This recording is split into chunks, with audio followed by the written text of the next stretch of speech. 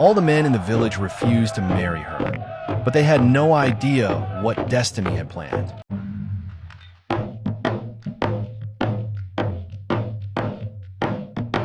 The kingdom of Aban was a place of laughter, trade, and festivals.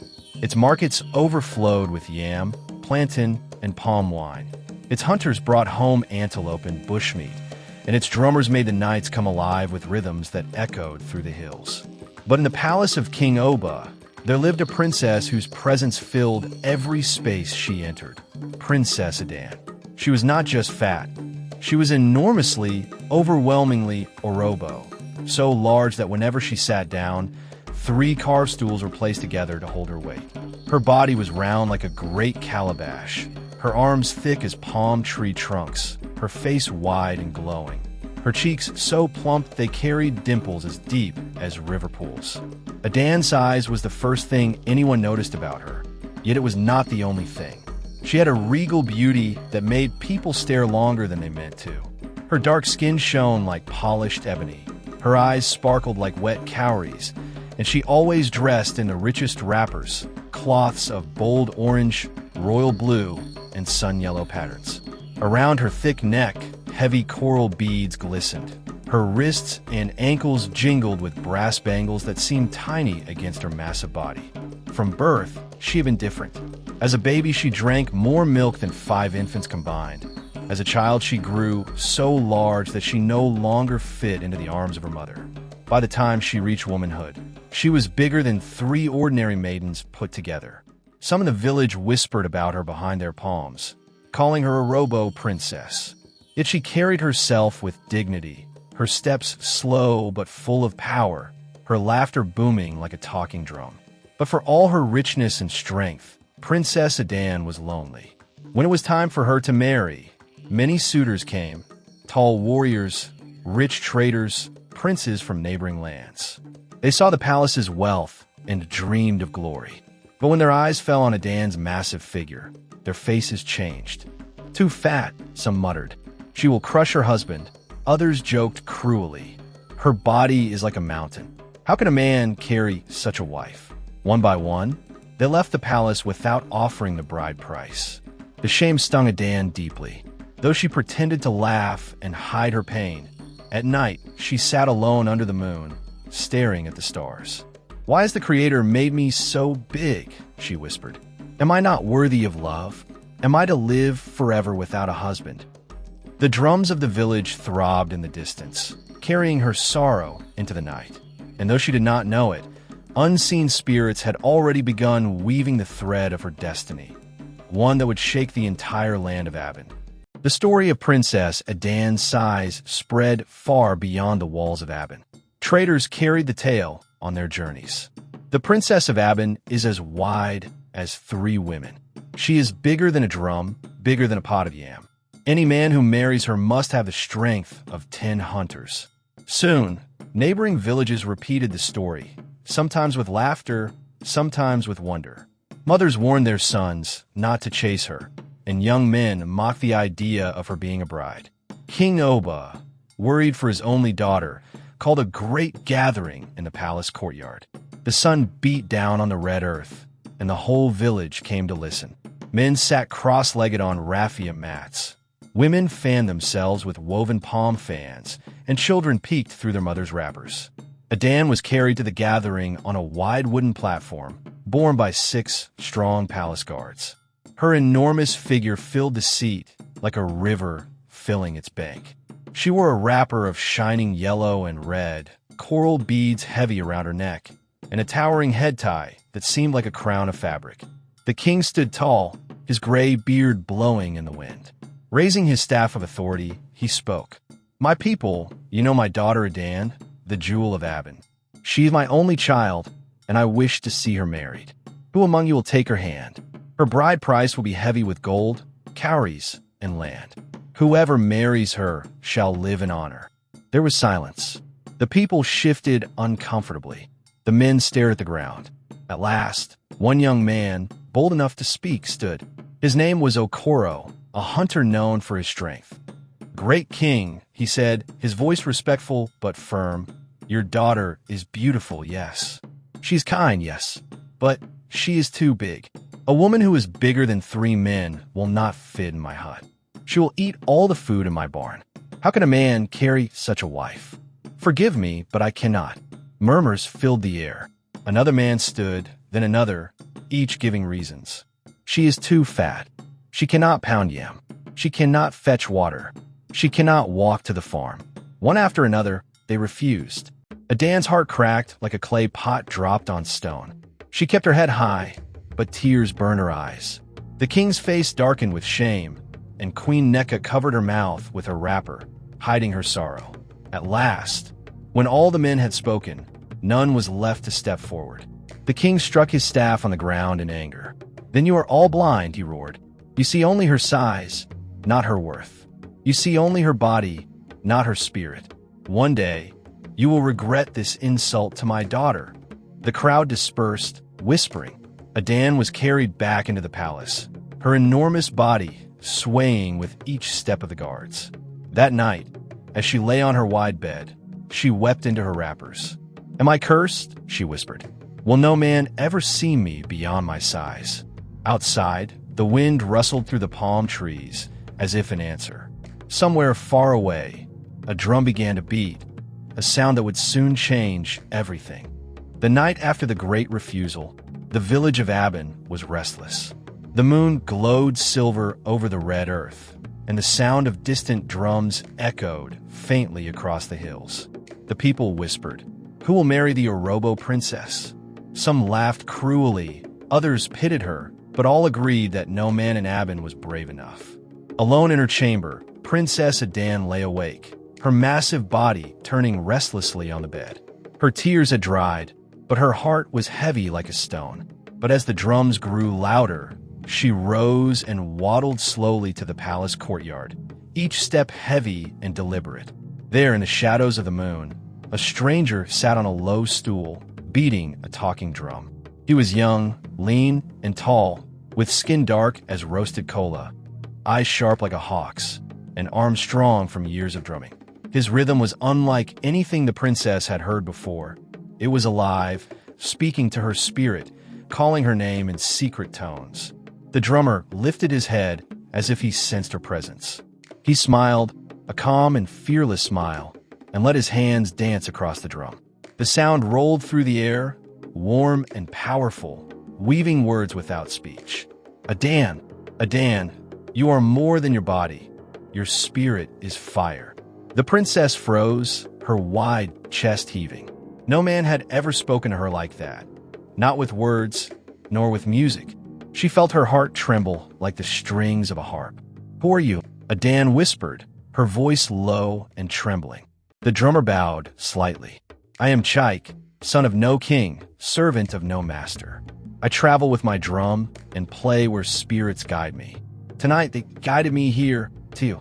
His words sank deep in her heart, breaking through years of shame. Adan, who had been mocked by princes and warriors, now stood speechless before a simple drummer who saw her not as a burden, but as destiny. The drums slowed to a soft heartbeat rhythm, and silence wrapped around them. For the first time in her life, Adan felt seen, not as an Orobo joke, not as a shame to her family, but as a woman. She placed her thick hand on her chest and whispered, "Perhaps the spirits have not abandoned me after all." Chaik struck his drum 3 times, and the sound echoed like a promise. From that night, the fate of the princess and the drummer was bound together by rhythm and destiny. The first trial was revealed when a massive python slithered from the shadows, its body thick as a tree trunk, eyes glowing red. The villagers gasped in fear. The elders whispered, "Surely the drummer will run." But Chaik tightened the ropes of his drum and struck it with steady hands. The rhythm rose like fire, echoing through the trees. The python paused, swayed to the beat, and lowered its head in surrender. A shout of awe filled the air. Even the king leaned forward, his anger softening for the... Adan walked through the market that day, her enormous body swaying like a great calabash in motion, wrappers bright against her dark skin. Instead of greetings, she heard snickers. "See how she walks. Too big, too slow." A group of young men mocked, hiding behind their baskets of yam. How will she dance at her wedding? She will break the ground. Their laughter cut through her heart like a blade. She lifted her chin proudly, but her eyes shone with unshed tears. Meanwhile, Chaik sat at the edge of the marketplace, his talking drum by his side. He saw the mockery, but did not flinch. Instead, he began to drum, sending out a rhythm that cut through the noise. The beat rose above the gossip, carrying strength and defiance. People paused, unsettled. His music seemed to say, "Laugh if you wish, but her spirit is a mountain, and your words are dust." Some grew silent, their laughter dying in their throats. But not all were silenced. An elder with a long gray beard spat on the ground. "What nonsense is this? A princess of Aban with a drummer? This is shame," another man added. "He will only marry her for food, for surely she eats like 10 women." The crowd laughed again. Chaik stopped drumming and stood, his face calm, but his voice strong. "Do not mistake her size for weakness. Do not mistake my drum for poverty. What we carry inside us is greater than gold." His words fell like thunder on the crowd. Aban, hearing his defense, felt warmth bloom in her chest. For the first time, someone had spoken for her, not against her. Though the village mocked and whispered, though her size remained the first thing people saw, in Chaik's eyes, she was more than a robo. That night, as the moon rose again, she whispered to the spirits, "Perhaps this drummer is the answer to my tears." And somewhere, deep in the forest, the unseen forces that guide destiny stirred louder. When news of the drummer's closeness to the princess reached King Oba, his heart was troubled. He loved Aban dearly, but the thought of giving her hand to a poor wanderer with nothing but a drum filled him with anger. "Is my daughter, the jewel of Aban, to be given to a man without land, cattle, or wealth?" he thundered in the palace hall. Yet Adan's eyes glowed whenever Chaik's name was spoken. The king knew he could not forbid her outright, so he decided on an ancient way, a test blessed by the spirits themselves. That evening, the king summoned Chaik before the council of elders. The drummer entered with calm steps, carrying only his talking drum. The elders looked at him with narrowed eyes, some shaking their heads, others whispering, "This is no husband for a princess." King Oba raised his staff and declared, "If you truly wish to marry my daughter, you must prove yourself before the spirits. You shall face 3 trials in the sacred forest. If you succeed, you may claim her hand. If you fail, you shall leave Aban forever." The village gathered at the edge of the sacred forest to witness the beginning of the trials. The trees rose tall and ancient, their roots twisting like serpents. The air was thick with mystery, for it was said the forest belonged to unseen beings, spirits who tested the hearts of men. Chaik stood at the boundary, his drum slung across his shoulder. Aban watched from afar, her body trembling like a mountain in the wind. Though mocked, though doubted, she prayed silently. "Spirits, protect him. Do not let him fall." The first trial was revealed when a massive python slithered from the shadows, its body thick as a tree trunk, eyes glowing red. The villagers gasped in fear. The elders whispered, "Surely the drummer will run." But Chaik tightened the ropes of his drum and struck it with steady hands. The rhythm rose like fire, echoing through the trees. The python paused, swayed to the beat, and lowered its head in surrender. A shout of awe filled the air. Even the king leaned forward, his anger softening for the first time. As the python disappeared into the shadows, Chaik lowered his drum, sweat shining on his forehead. The people erupted in cheers, but the king remained silent. He knew the trials of the spirits were not so easily conquered. This was only the beginning. 2 more challenges awaited, each more dangerous than the last. Adan's heart pounded like the drum itself. She whispered, "If he survives this, perhaps he was truly sent for me." And above the forest, the moon broke free of the clouds, casting a silver path into the unknown. The villagers held their breath as Chaik stepped deeper into the sacred forest. The mist grew thicker, and the night air pressed heavy against his skin. Behind him, the people murmured in awe of his victory over the python. But the elders warned, The first trial is only the beginning. The forest is not done with him yet. Aban, standing at the edge, trembled so violently that her coral beads clinked together. Though mocked as a robo, she prayed harder than anyone, whispering, "Spirits, do not take him from me." Suddenly, the second trial came. Flames burst from the ground, encircling Chaik in a ring of fire. The villagers gasped, and some cried out in fear. The elders whispered, "This is the trial of fire. No man can pass without burning." But Chaik closed his eyes, lifted his drum, and began to play. His rhythm rose steady and bold, echoing like rainfall on a tin roof. The fire flickered, swayed, then bent low as if bowing to the beat. With each strike, the flames parted, leaving a path for him to walk unharmed. When the fire died, silence fell. The third and final trial was upon him. From the shadows emerged three tall spirits, their faces hidden behind carved wooden masks, their bodies draped in raffia and ash. They spoke in voices like thunder. "We are the spirits of deceit. Play your drum, wanderer, and if your rhythm falters, your soul will belong to us." The villagers shivered. Even the king gripped his staff tighter. Aban nearly fainted, but she forced her eyes to stay fixed on Chaik. Chaik struck his drum, and the forest shook. The spirits twisted and danced, trying to confuse him, creating illusions of gold, cattle, and fine clothes. They whispered, "Take these riches, abandon the princess. She's too fat, too mocked, too heavy a burden." The villagers gasped at the illusions, but Chaik's eyes never wavered. His drumbeat grew louder, purer, slicing through the lies. "I want no gold," he shouted. "I want no crown. I want Aban, for her spirit is greater than all of you." The illusions shattered like glass. The masked spirits wailed and dissolved into the night air, defeated by truth and courage. The forest grew calm again, and the moon shone brightly overhead, as if blessing his victory. Chaik lowered his drum, breathing hard but unbroken. The villagers erupted in cheers, their voices carrying like thunder through the land. Even King Oba could not hide his awe. Aban fell to her knees, her enormous body shaking with sobs of relief and joy. The drummer had faced fire, beasts, and spirits, and he had chosen her above all else. The sun rose over the village of Aban, and the drums of celebration thundered across the land. Palm fronds decorated every hut.